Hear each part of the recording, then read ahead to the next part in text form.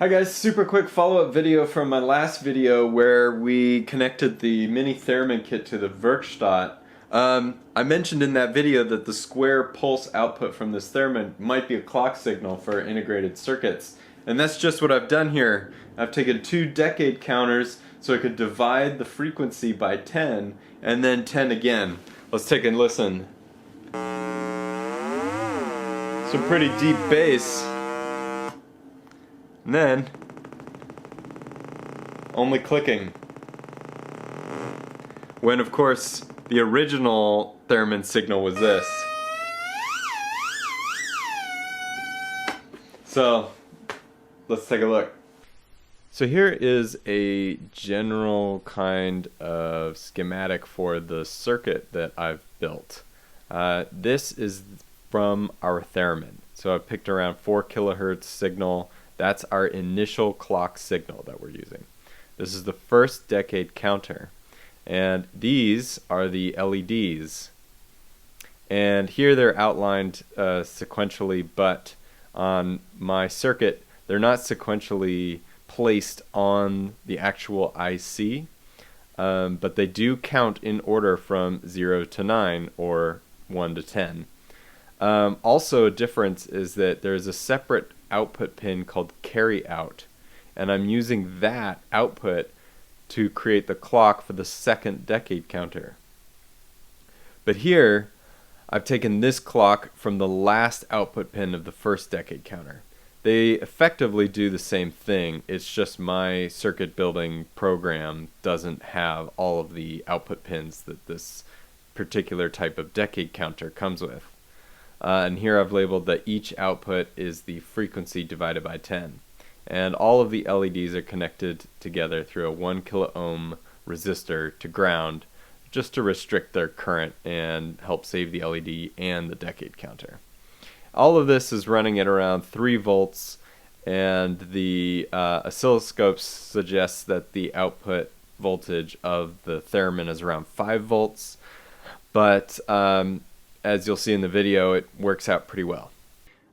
So right now what we're doing is we're feeding the Theremin signal from the back, and that's going into the first decade counter.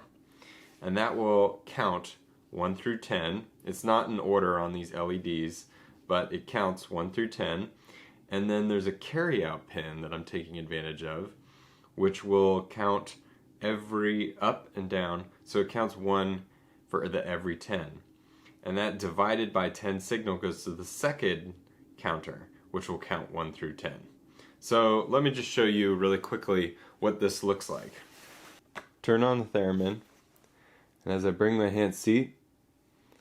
Now, of course, the frequency is so high that to your eye and the frame rate of the camera and all these other factors coming into it, these have a kind of persistence of vision in that they all kind of appear to be on at the same time.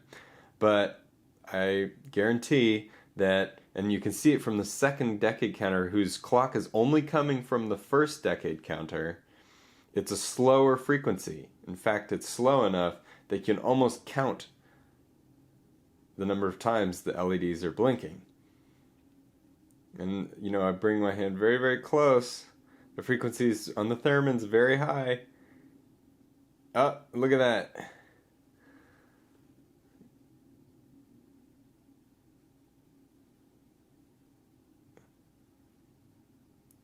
So now the trick is we'll want to hear what these sounds like. Alright, just want to demonstrate that signal change. You can hear that the frequency is changing. Now let's pan over and look what it looks like on the oscilloscope. Alright, we have a pretty slow square wave. The increase of frequency.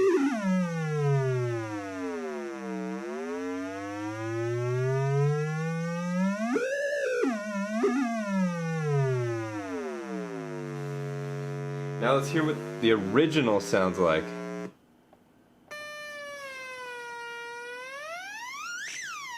You see it's very fast. All sorts of these short pulses. Each one of these would be a pulse. You hear that high frequency, and that pulse is what's acting as our count clock signal.